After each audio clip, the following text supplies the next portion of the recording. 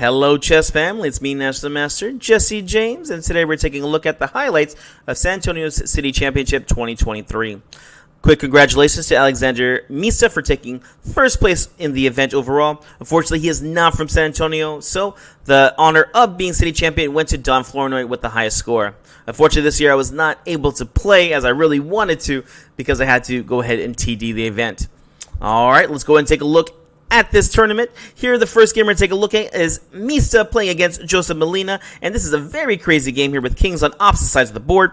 And, well, queen takes on c5, Joseph goes ahead and plays, rook over to c7, shuffling his rooks over so we can try to put pressure on the queen side. Queen over to d5, putting pressure over here against the king and the f7 pawn. Queen over to b6, rook h2 e1, get all your pieces into the game. Pawn to a5 got played. A nice looking move here, threatening pawn to a4, but here Joseph misses it. Here now Misa has pawn to e6, and it is game over now. There really is nothing good to do against this. Why is this so bad? Well, of course, pawn taking, opening up the king is a very strong threat in check. But, well, if you take back here you're going to be losing a piece with rook takes on e6, and you must take back as rook takes e6 is going to lead to either mates or just loss of pieces here. And here, well, you're going to have to go ahead and play rook takes on e6, and here knight to g5 for a pin and a win. Even after the rook goes over to e7, it's just not enough. Knight takes on e6, and again, you still have plenty of pieces here. In the game, Joseph went ahead and played rook over to e7, and now the game ended very nicely here, at least for Misa, with pawn takes on f7 check, knight takes on f7, and here, well, it's white to move and win. Can you see it? Feel free to push pause here. Here you're going to go ahead and play queen to d8 check. The knight cannot take due to the pin. This is all about the pins right now. Here, black needs to play bishop to f8. Another pin has happened. And here with the final move, and this is the move that you had to see, rook takes on e7 for the final pin win. What's happening here? Can't we just take back? Well, we can't take back due to this pin, right? And here, hopefully you notice that the rook cannot take back due to this pin. You're going to be losing your queen. And again, there's just so many pins around here. There was a pin against the knight, and here the rook is going to be winning the knight later on if it wants to. I mean, rook takes on c7, queen takes. Yes, there's just too many moves here. Here it is plus 11. Here Joseph throws in the towel. All right, on to the next game. We have a very nice complicated rook and pawn endgame. This was between Varun versus Yak, and Varun is only rated 1500. He played extra just to play up in the upper section, and well, he definitely got his money's worth as he got a very complicated position against Yak, an expert here. And here he is up an extra pawn, but well, rook endgames are very complicated, and here he was outplayed by the young Yak. Here Yak went ahead and played rook f1, winning back his pawn. And here Varun makes a mistake and plays rook takes on b6.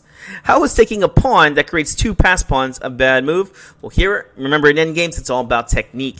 And here he needs to add in the intermezzoa or in-between move of rook over to b7 check. What's this move do? Well, there's only two good options here. Well, not two good options. There's only two bad options here for black here. You can either run backwards, which at this point, white's definitely better because the king is cut off. The king is isolated down to the 8th rank. Can't make any progress here. Or he has to move forward here and allows you to win the pawn in check. Remember, it's all about tempos and it's all about technique here. And winning a pawn in check is just going to give an extra move here. Even after king goes to e5 here.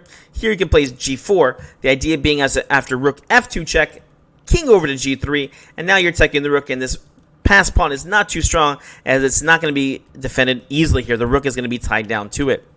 So back to the game. Rook takes on b6 is played. Rook takes f2 check. Now the pawns are falling off the board. King over to g1. Rook to g2 check. King to f1. Rook takes g3. Now material count is even here, and the game is back to equality. h4 here. He didn't want to lose his pawn. Rook over to g2. Again, a nice move here, cutting off the king, just as we saw over here. And here, rook b7 check. And here, Yak needs to make the very, very faithful or the very good strategic move of king up to e6. Of course, again, do not run your king backwards. Yes, you're losing a pawn, but here the king is cut off. It's back to about an even position here. The only way to make progress here is king to e6. All right, free money. Rook takes on h7, best move. King over to f5. Rook over to f7 check. And here, king to g4. And, well, black has gotten his king exactly where he wants to. He's putting pressure on the h4 pawn. And here the king is able to defend the pawn and create some mating threats along with getting the pawn across the board.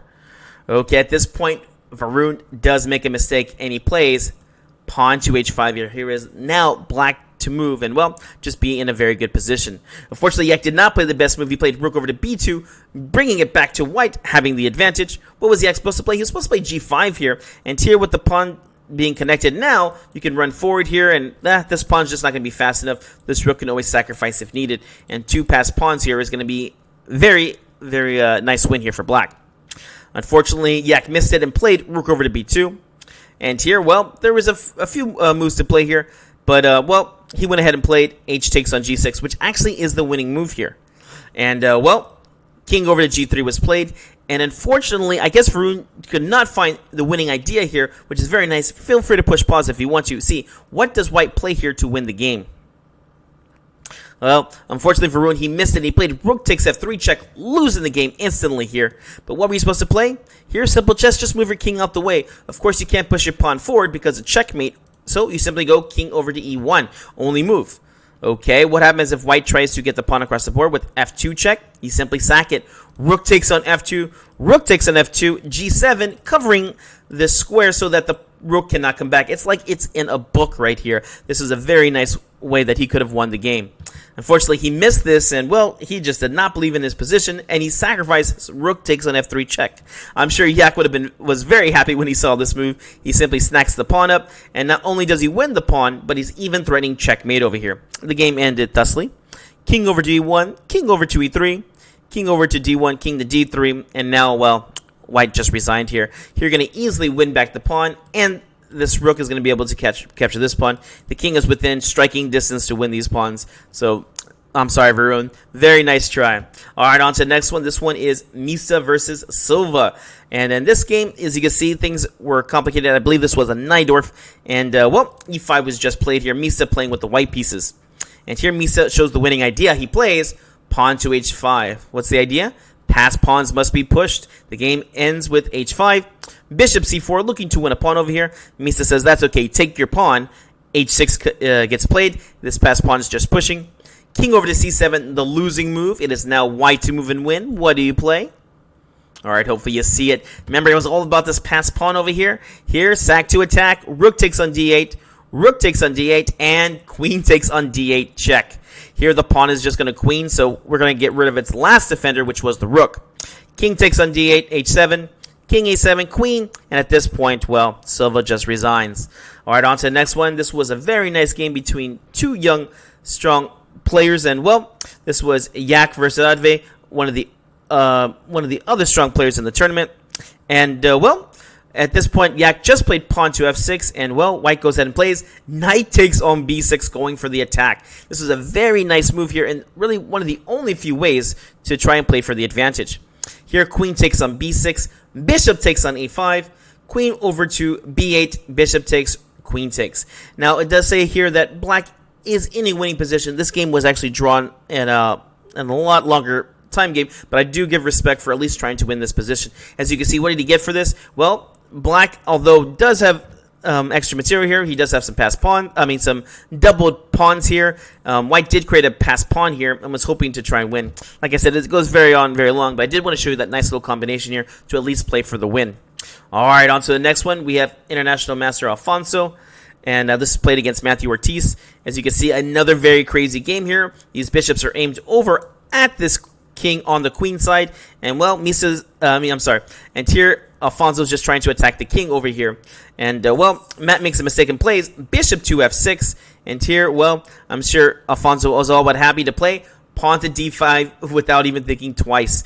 Here, of course, the idea is to put pressure on the bishop, but says, hey, you're more than welcome to take this rook. This bishop is very strong for defense. And, well, Matthew goes ahead and takes, and the game is over quite fast here. Queen takes on h4, bishop to d7, rook over to h1. Now we see why we're missing that dark square bishop. King g7, queen over to d4 check, pawn to f6, queen to h4, queen to d8, queen h7 check, king f8, queen takes on g6. Apparently this is all forced mate now. King to e7, rook h7 check, king over to d6, queen g3 check, king over to c5, queen e3 check, king d6, queen f4 check, king back to c5, b4 check, now it's checkmate in 5, king over to b6, queen to d6 check, And, well, here he just went ahead and resigned as it was checkmate in 4 here. The only move to play here is bishop c6. But now, well, queen c5 check, king a6, b5 check, king to a5, and then b takes on c6 check, king over to a6 with queen to b5 mate. And, well, it was checkmate in 13. He was going down that list very fast. I'm very confident that, well, the international master Alfonso would have found this nice one. All right, on to the next one. This was a very nice endgame with Schaefer versus Mista. And here, well, in this position, it's black to move. What do you play here? Here, well, the grandmaster knows what to do. He went ahead and played pawn to f5, wrecking this center here for white. It looks like white's just having a great position until this move happens. Here, e5 is played, and this is a sacrifice of a pawn. Pawn takes on d5, pawn takes on d5, and here knight to b4, attacking the bishop and the pawn here on d5 here. Only move that he plays, bishop c4, knight takes on d5. A little scary move to play here as you are putting yourself into a pin. Unfortunately for white, they just don't have the pieces out. Knight over to f3, hoping to play something like rook to d1 in the future. Pawn h6. Of course, you'd like to play bishop e6 here first, but after knight g5, things look a little messy here as now the pin is into full effect. So Mista does it very simple. Pawn to h6, then I'll play my bishop over to e6, nice and simple. King f2, bishop e6, rook over to d1, king f7, h4, knight takes, of course. Let's go ahead and make some trades. Bishop takes, king takes, bishop over to f8, h5, rook takes, pawn takes, knight to h4, pawn to c4, knight back to f3, bishop c5 check. You can see that black is just doing really well now. Full advantage here. He has 3 pawns versus 1, meaning he's going to get 2 passed pawns here. But unfortunately for Logan, he makes a mistake and plays knight to d4 here, check. And, well, black to move. What do? Black to move and win. You go ahead and play king to d5 here. Usually it's a bad idea to put yourself into a pin, but here, well, you just stalemated yourself, and maybe this rook will come over here and even kick away the last defender. But basically, this is just a very lost position here, and the passed pawn is not going to help you either. All right, our last one here was Matthew versus Neil, and, well, in this position, h3 was just played to attack the knight. About an even position here until, well, Matthew does some magic over here. Rook to d2. Looks like a strong move here, forking the rook and this queen over here. Only one move to really save yourself. Queen over to c3, looking to just make a trade here. Queen takes, knight takes, and I'm sure Neil thought he was going to have some good chances here after knight to e3 here.